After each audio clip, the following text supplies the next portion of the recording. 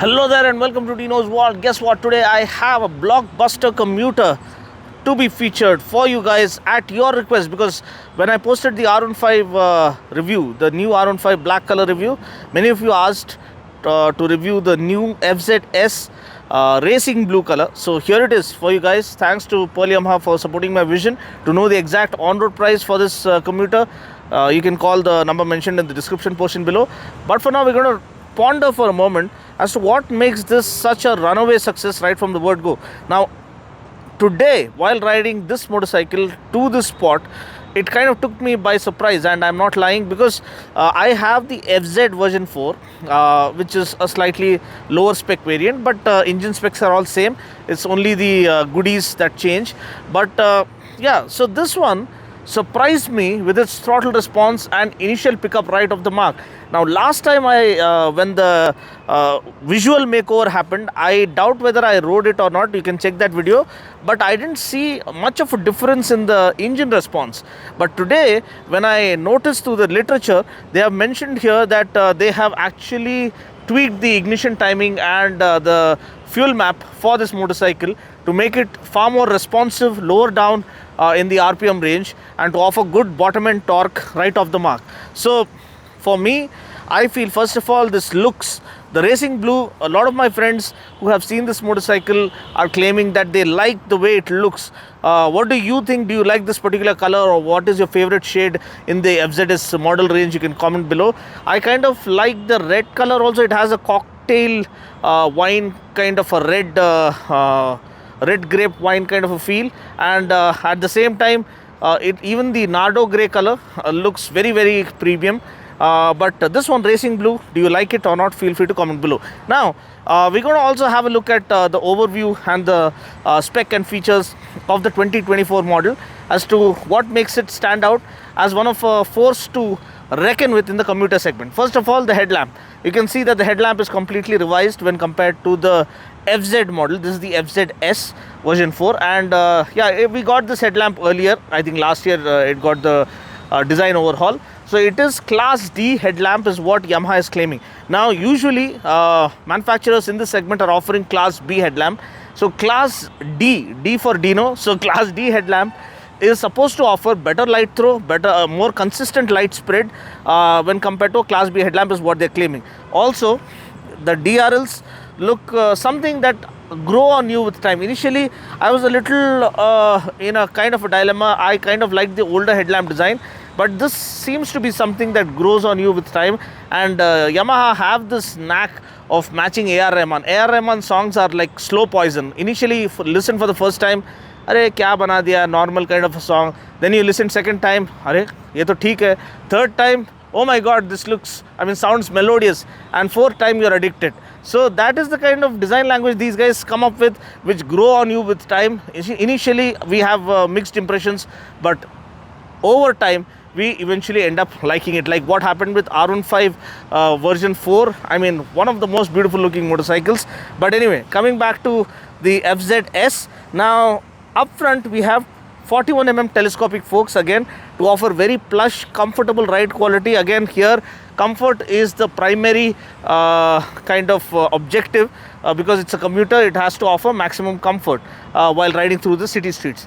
Then you have 282mm disc up front and 220mm disc at the back, and this comes with single channel ABS, which means ABS is operational only on the front wheel. So what does ABS stand for? Anti-lock braking system, not anti-braking system. It is anti-lock braking system, which means while riding on wet surfaces, if there is a scenario where you have to, brake, with panic braking scenario, the front wheel is not going to lock no matter what. So that is added safety that they are offering in this commuter bike. Also, they are offering traction control. Now, traction control is usually found on sports motorcycles upwards of maybe 400cc or so, but they started offering it in the 150cc range as well, with the FZX and now with the FZS as well. So what does traction control do? It prevents excess wheel spin. It controls the traction that the rear wheel needs to prevent it from excess wheel spin. So when you're riding on wet surfaces, if you suddenly give full throttle without knowledge, especially while taking a corner, there is every likelihood that the excess wheel spin may cause the rear tire to give way and you may slide and fall. But the traction control system ensures the excess wheel spin is controlled such that you don't slip and fall. So eventually that is another safety feature, good safety feature to have on board.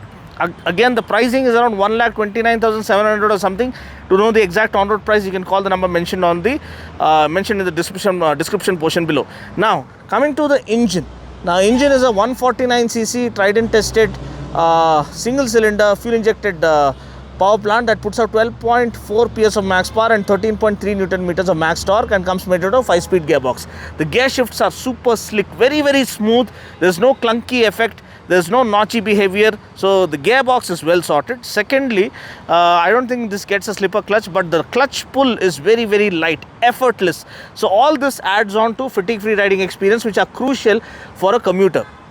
Then the ergonomics. So when you sit on the motorcycle, for a commuter motorcycle that you keep riding all day through the city traffic, the chock-a-block city traffic, that tends to tire you down, what you need is a very comfortable upright stance. So this one ensures perfect rider's triangle. The foot pegs are center set, the handlebar is angled towards you, it is perfectly set for better street control and street ability, and at the same time your spine is nice and straight without putting too much pressure on your lower back. So as a result, this ensures a fatigue-free riding experience, and lighter clutch pull with a smooth shifting gearbox makes things even more easier.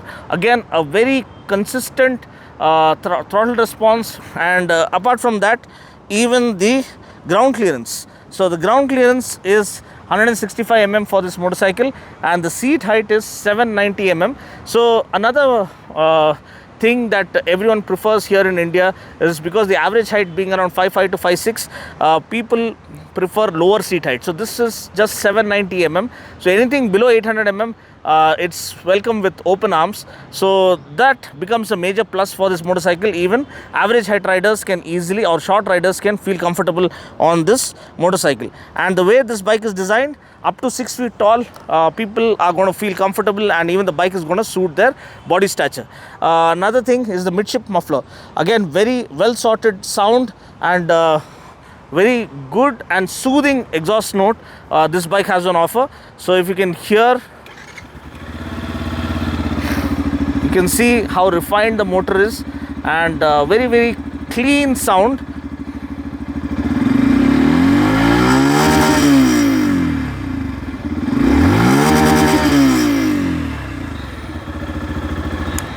So you can feel that sporty note at the top end. But apart from that, the seat. Now coming to the seat part, again, seat plays a primary role in trying to enhance comfort. So the longest seat almost, and adequate amount of space for the rider, more than sufficient space for the pillions. So this comes across as the ideal family motorcycle, because I wanted one for myself, because the fuel prices are so insanely high, they're going to burn through your pocket. So I can't ride my 6-hour day in and day out. So I had to buy a fuel efficient motorcycle, and I went with the FZ version 4, which is the low spec model of the FZS minus the goodies. The tech specs and the engine remain the same. So talking about the Speedo console, you can come and have a look here. This is the same unit that you can see in the MT series of motorcycles, and you have a shift light over here, and you also have a Speedo console, the fuel gauge, the rev counter, the clock, and other details here, trip meters and trip info, and all those instant fuel economy and average fuel economy and everything. So one thing, it's very legible, and this comes with Bluetooth connectivity, which means you get call, SMS and email alerts, revs dashboard, last park location, and almost everything that you come expecting from a connected bike. This thing, which comes courtesy of Yamaha Y Connect app. You don't get turn-by-turn navigation as of yet. Maybe that will be included later with a software update. But for now, this is the overall overview of the motorcycle. As I told you, even the monoshock is 7-step adjustable, so it offers a very good balance between performance and agility, and it enhances the overall agility, flickability and balance and handling characteristics of this motorcycle. You get a nice box section swing arm, and yeah, even the cowl is neatly encapsulated. I mean, encapsulating the catalytic converter, and the design silhouette has that same muscular kind of beefed up look in the Street Fighter segment. The Lord of the Streets is what they used to call it. The Blue Core technology optimizes combustion efficiency to offer very good mileage and great refinement and good throttle response. And then of course it is E20 compatible, means it you can use ethanol 20% premix fuel, which is available in our market.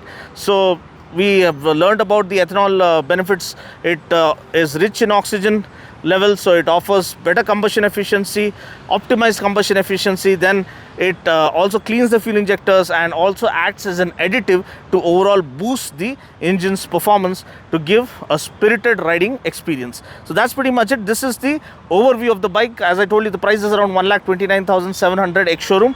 To know the on-road price, you can call the number mentioned in the description portion below. And how does it feel to ride? So we're going to talk about whether it comes across as a sporty motorcycle or sporty proposition, or is it more inclined towards comfort. So if you have a look, this is more a commuterish motorcycle targeted primarily at the commuter segment. So comfort is the primary objective here. So the 41 mm suspension, telescopic forks are the damping settings are tuned to offer maximized comfort while riding through pothole ridden city streets. So, and the mid-range is also well sorted to offer very good mid-range punch and cruising capabilities. And at the same time, as I told you, the fuel map and the ignition timing has been retweaked to make it a lot more responsive in the bottom range, I mean the lower down in the RPM range, and that gives a very good overall riding experience and spirited riding experience and engaging riding experience in the city streets, in the urban jungle. When you need that power to overtake, instant power to overtake, the bike responds almost instantly, and that's what makes it an absolute joy. Also, the riding dynamics, where you sit into the motorcycle, the balance is perfect, the poise is perfect, the way it responds and the way it handles the flickability, the maneuverability through city traffic is effortless. So all this makes it an ultimate, one of the most satisfying commuters in this price point and in this segment. So have you ridden it? What do you think about the FZS version 4.0? Do you think there are better motorcycles in this price point that you would prefer buying? Feel free to comment below and let me know. And what is your best feature about this 2024 FZS version 4.0? Feel free to comment below. So then, talking about the tail section, again, what I like about this FZS version 4 is the LED lighting components, because we have turn blinkers that are all LED, and earlier we used to buy an accessory to have LED turn blinkers. I had requested Yamaha in my previous reviews to offer it as a standard equipment and standard fitment. So thanks to Yamaha for heeding to our prayers and offering very good quality, superior quality LED turn blinkers as standard fitment. And also this LED tail lamp encapsulates neatly into the tail section. Again, this is the same unit that has been taken from the MT-15, so it goes well with the rest of the design and really adds on to the visual appeal of the motorcycle and complements the overall urban street fighter demeanor that this bike brings to the forefront. So that's pretty much it. Thanks for watching. If you like what you see and want to see more pure automobile content coming your way, stay tuned to Dino's Vault, and I'll catch you guys in the next video. Cheers and ride safe.